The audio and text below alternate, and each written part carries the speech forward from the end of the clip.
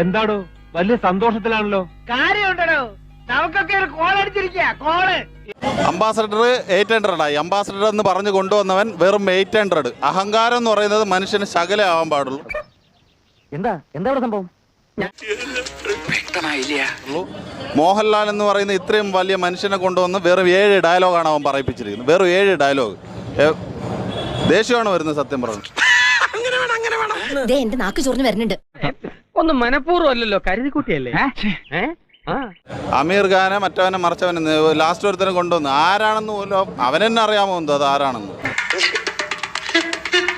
കാരണം ഭയങ്കര ഡിസപ്പോയിന്റ്.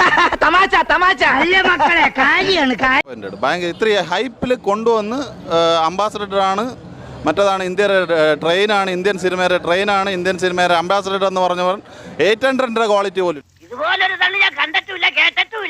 അഹങ്കാരം എന്ന് പറയുന്ന പൃഥ്വിരാജാണെങ്കിൽ ഏവനാണ്. അഹങ്കാരം ശകലം കാണിക്കും.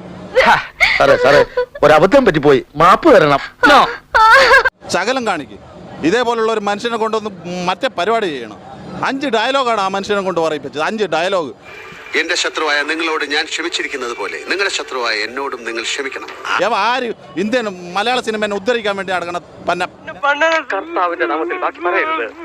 അത്രയല്ല. 5 ഡയലോഗാണ് അദ്ദേഹത്തിനെ കൊണ്ട് പറയിപ്പിച്ചത്. 5 ഡയലോഗ്. മോഹൻലാലിന്റെ കട്ട ഫാനാണ്. മോഹൻലാലിന് വേണ്ടി മരിക്കാൻ വേണ്ടി റെഡിയായിരിക്കുന്ന ആളാണ്. അയാളെ കൊണ്ട് 5 ഡയലോഗ്. ആര്യവൻ അന്തരാസ് കൂന്തരാസ് അവന്റെ അമ്മയുടെ തള്ള കലിപ്പ് തീരണില്ലല്ലേ. കണ്ടത് അതിമനോഹരം, കാണാത്തത് അതിനേം കാട്ടി അതിമനോഹരായിരിക്കും. എന്തോ കുത്തി പറയുന്ന പോലെ എനിക്ക് ഫീൽ ചെയ്യുന്നുണ്ട് കേട്ടോ. സൂപ്പർ. ലാലേട്ടനെ ശരിക്കും പറഞ്ഞു കഴിഞ്ഞാൽ ഓരോ ഫ്രെയിമിലും മാസാക്കിയിട്ടുണ്ട്. ഇപ്പൊ എനിക്ക് സന്തോഷായി.